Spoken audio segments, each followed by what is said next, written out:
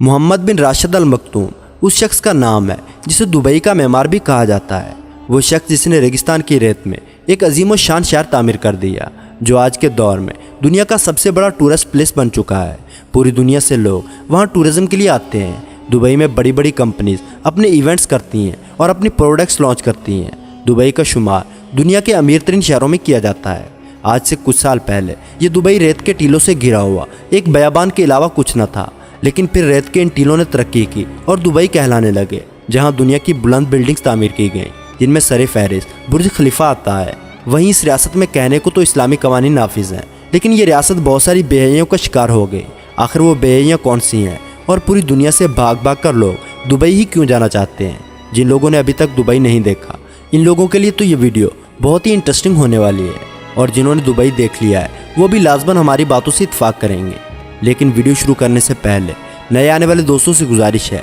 کہ ہمارے چینل کو سبسکرائب کرتے ہوئے ساتھ موجود بیل آئیکن کو دبا دیں۔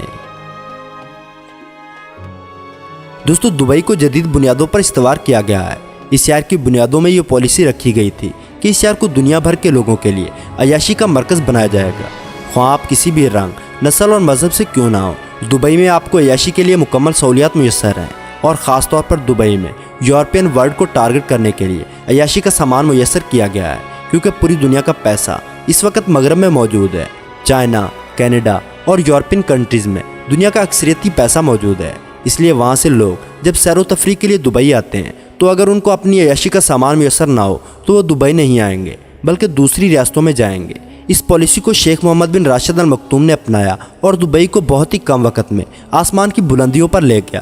آج دبئی کے اندر شرعی قانون کا نفاذ ہے، یعنی اسلامی قوانین کے مطابق ہی دبئی میں فیصلے کیے جاتے ہیں۔ لیکن کیا دبئی ایک ریاست ہونے کی حیثیت سے شرعی ہے؟ بظاہر کتابوں میں تو ایسا ہی لگتا ہے، لیکن اگر پریکٹیکل بات کی جائے تو ایسا بالکل بھی نہیں ہے۔ یعنی دبئی میں آپ کو برہنہ بیچز بھی مل جائیں گے، اور ویسے بیچز جس طرح کے بیچ آپ کو یورپ میں میسر نہیں، لیکن دبئی کے سالے سمندروں پر مغربی دنیا کے لیے عیاشی کا مکمل سامان موجود ہے۔ اگر بات کی جائے الکوہل کی تو دبئی میں شراب بآسانی دستیاب ہے اور لوگ بآسانی شراب خرید کر پی سکتے ہیں، لیکن اس میں ایک قانون جو کسی حد تک بہتر بھی ہے، اس کو نافذ کیا گیا ہے۔ وہ قانون اس طرح سے ہے کہ اگر آپ کی عمر 21 سال سے کم ہے تو آپ شراب کو قانونی طریقے سے نہیں خرید سکتے۔ شراب کے حصول کے لیے آپ کی عمر 21 سال ہونی چاہیے، اور آپ کے پاس دبئی گورنمنٹ کی طرف سے دیا ہوا ایک عدد اتھارٹی لائسنس ہونا بھی ضروری ہے۔ لیکن اگر پریکٹیکلی بات کی جائے تو شراب کھلے عام فروخت کی جاتی ہے اور بغیر کسی روک ٹوک کے لوگ خرید کر پی سکتے ہیں۔ قوانین میں اگر کچھ بھی لکھا ہے تو وہ صرف اس غرض سے لکھا ہے تاکہ دبئی کو ایک شرعی ریاست ثابت کیا جا سکے،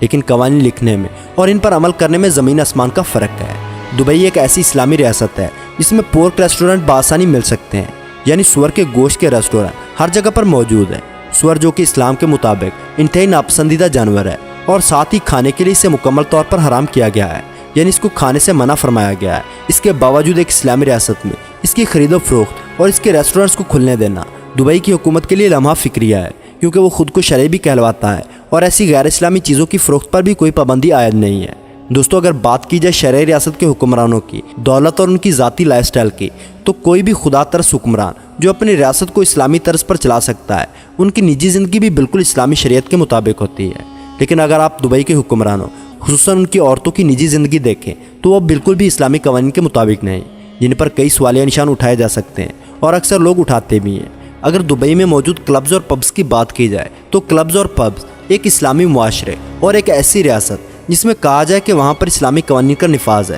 وہاں پر ان کلبز کی کوئی بھی گنجائش نہیں ہو سکتی، کیونکہ یہ تمام مغربی دنیا کا کلچر ہے اور انہی کے مذہب کے اندر ان چیزوں کی گنجائش ہو سکتی ہے۔ لیکن اسلام میں ایسے فحاشی کے اڈوں کی کوئی بھی گنجائش موجود نہیں ہے کہ جہاں پر آپ لاؤڈ میوزک کے ساتھ ناچ گانا کریں اور شراب و شباب کی محفلیں جمائیں۔ لیکن دبئی کے اندر یہ چیزیں بہت ہی کامن سمجھی جاتی ہیں، اور جگہ جگہ ایسے کلبز موجود ہیں جہاں پوری دنیا کے لوگ ٹورزم کے نام پر عیاشی کرنے آتے ہیں۔ دوستو، اگر برائی کی بات کی جائے تو برائی ہی برائی کو جنم دیتی ہے، کیونکہ برائی ایک ایسی چیز ہے جو اپنی جگہ پر ختم نہیں ہوتی بلکہ آگے بڑھتی جاتی ہے، اور دبئی کو دیکھ کر ارد گرد کی مسلم ریاستوں نے اس پالیسی کو اپنانا شروع کر دیا ہے، کیونکہ انہیں لگنے لگا ہے کہ اس پالیسی کے تحت ہی وہ اپنی معیشت کو آسمان کی بلندیوں تک لے جا سکتے ہیں، جیسے دبئی لے کے گیا ہے۔ اسی چیز کو دیکھتے ہوئے سعودی ولی عہد محمد بن سلمان نے بھی سعودی عرب کے اندر اس طرح کے عیاشی پر مبنی شہر بسانے کا فیصلہ کیا ہے، اور نیوم شہر کے نام سے ایک بڑا پروجیکٹ شروع کرنے کا اعلان کیا ہے، جس میں انویسٹمنٹ $500 بلین ہے۔ جو کہ پاکستان کے 10 سالانہ بجٹ سے بھی زیادہ پیسہ ہے،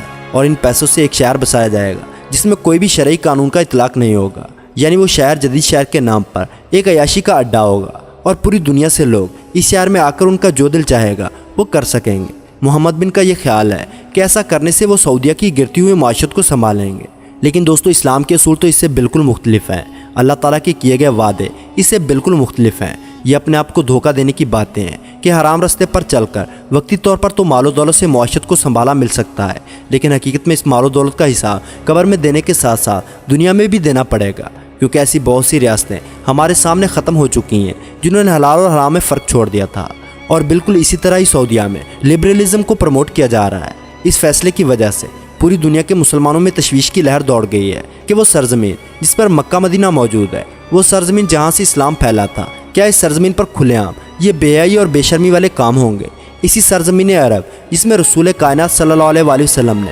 بتوں کو ختم کیا تھا، وہاں پر امارات کے بادشاہوں نے مندر اور گرجا گھروں کی تعمیر کرنے کی کھلی اجازت دے دی ہے، لیکن ہزارہ سال کی تاریخ ہمیں بتاتی ہے کہ ان بتوں کو جتنی بار مرضی تعمیر کیا جائے، ایک محمد بن قاسم ضرور آتا ہے جو ان بتوں کو گراتا ہے اور وہاں مسجدیں تعمیر کرتا ہے۔ یہی حال ابھی ان عرب امارات کے ساتھ بھی ہوگا اگر وہ ان کاموں سے باز نہ آئے۔ ان بادشاہوں کو غور کرنا چاہیے کہ وہ ترقی کے نام پر کس اندھے کنویں میں گر رہے ہیں، اور یہ ترقی اللہ اور اس کے دین کی راہ میں بالکل بھی ترقی نہیں ہے، بلکہ یہ سراسر بے حیائی ہے، کیونکہ وہ آدمی مسلمان نہیں ہو سکتا جو کسی کی تہذیب کو دیکھے تو اس کو اپنا لے اور پھر ترقی کے نام پر اس بے حیائی کو فروغ دے۔ اس کے برعکس ہمیں چاہیے کہ اسلامی تہذیب اور اسلامی معاشرے کو فروغ دیں، جسے دیکھ کر کفار متاثر ہو سکیں اور ہماری شخصیت اور ہمارا معاشرہ ان کے لیے متاثر کن ہو۔ تو دوستو آج کی ویڈیو میں بس اتنا ہے۔ اگر ویڈیو اچھی لگی ہو تو لائک اور اپنے دوستوں کے ساتھ شیئر کرنا نہ بھولیں، اور ایسی ہی انٹرسٹنگ ویڈیوز دیکھنے کے لیے ہمارے چینل کو سبسکرائب کرتے ہوئے ساتھ موجود بیل آئیکن کو دبا دیں۔